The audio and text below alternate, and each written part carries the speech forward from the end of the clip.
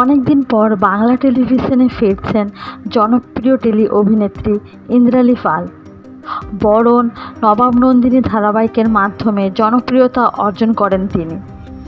রেজওয়ানের সাথে তার জুটি দর্শকদের বেশ ভালো লেগেছিল।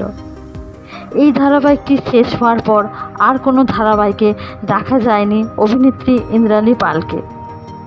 সামাজিক মাধ্যমেও সেভাবে দেখা যায়নি, কিন্তু দর্শকরা ইন্দ্রালী পালকে ধারাবাহিকে দেখার জন্য অধীর আগ্রহে আছে।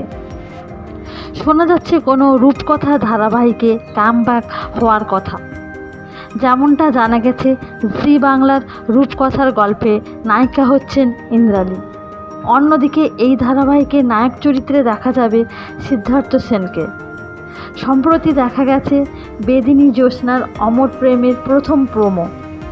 বেদের মেয়ে জ্যোৎস্নার এই ছবির অনুকরণে গড়ে উঠবে ধারাবাহিকের গল্প।